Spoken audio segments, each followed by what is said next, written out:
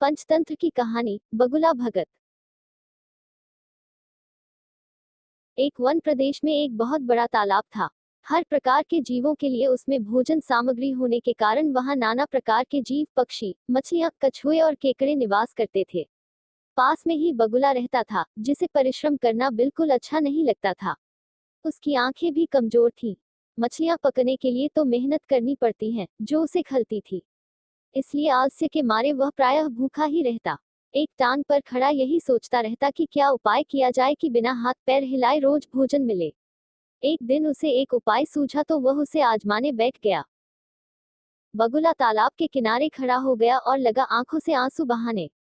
एक केकड़े ने उसे आंसू बहाते देखा तो वह उसके निकट आया और पूछने लगा, मामा क्या बात है, भोजन के लिए मछलियों का शिकार करने की बजाय खड़े आंसू बहा रहे हो।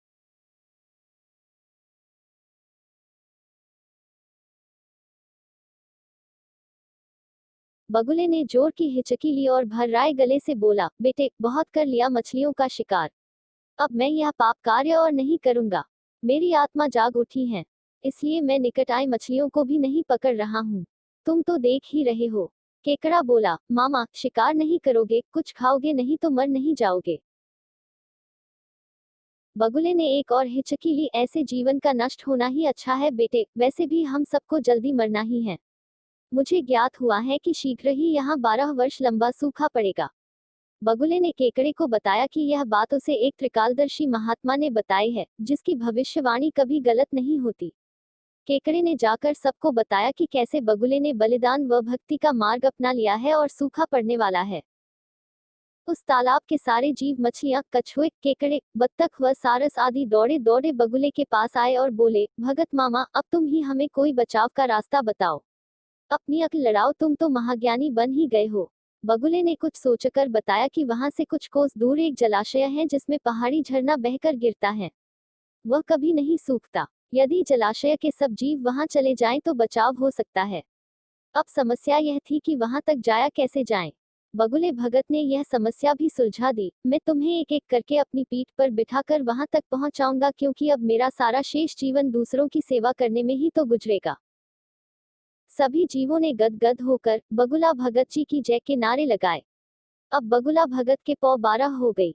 वह रोज एक जीव को अपनी पीठ पर बिठाकर ले जाता और कुछ दूर ले जाकर एक चट्टान के पास जाकर उसे उस पर पटककर मार डालता और खा जाता।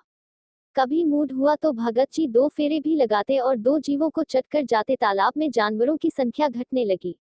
चट्टान के पास मरे जीवों की हड्डियों का ढेर बढ़ने लगा और भगत जी की सेहत बनने लगी। खा खाकर वह खूब मोटे हो गए। मुख पर लाली आ गई और पंख चर्बी के तेज से चमकने लगे। उन्हें देखकर दूसरे जीव कहते, देखो दूसरों की सेवा का फल और पुण्य भगत जी के शरीर को लग रहा है। बगुला भगत मन ही मन खूब हंसता। वह सोचता कि देखो दुनिया में कैसे कैसे मूर्ख जीव भरे पड़े हैं, जो सबका विश्वास कर लेते हैं। ऐसे मूर्खों की दुनिया में थोड़ी चालाकी से काम लिया जाए तो मजे ही मजे हैं। बिना हाथ पैर हिलाए खूब दावत उड़ाई जा सकती है। बहुत दिन यही क्रम चला। एक दिन केकड़े ने बगुले से कहा, मामा तुमने इतने सारे जानवर यहाँ से वहां पहुंचा दिए, लेकिन मेरी बारी अभी तक नहीं आए। भगत जी बोले, बेटा आज तेरा ही नंबर लगाते हैं, आजा मेरी पीठ पर बैठ जा। केकड़ा खुश होकर बगुले की पीठ पर बैठ गया।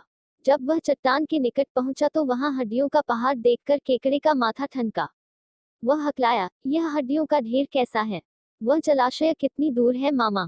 बगुला भगत ठा ठा करके खूब हंसा और बोला, मूर्ख वहां कोई जलाशय नहीं है। मैं एक एक को पीठ पर बिठाकर यहाँ लाकर खाता रहता हूँ। आज तू मरेगा। केकड़ा सारी बात समझ गया। वह सिहर उठा, परंतु उसने हिम्मत न हारी और तुरंत अपने पंजों को आगे बढ़ाकर उनसे दुष्ट बगुले की गर्दन दबा दी और तब तक दबाए रखी जब तक उसके प्राण पखेरु न उड़ गए। फिर केकड़ा बगुले भगत का कटा सिर लेकर तालाब पर लौटा और सारे जीवों को सच्चाई बता दी कि कैसे दुष्ट बगुला भगत उन्हें धोखा देता रहा। सीखा है, किसी की भी बातों पर आंखें मूंद कर विश्वास नहीं करना चाहिए। मुसीबत में धीरज व बुद्धिमानी से कार्य करना चाहिए।